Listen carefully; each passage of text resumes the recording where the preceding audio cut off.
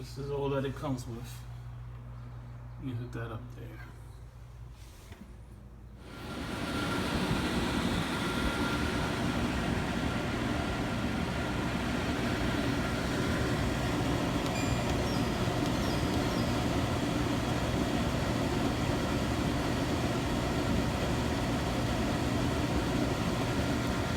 So it tells you the current temperature.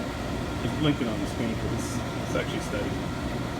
78, and then put it down to 65. So right now, since I just turned it on, it's going to show that it's currently set. I have it on low speed.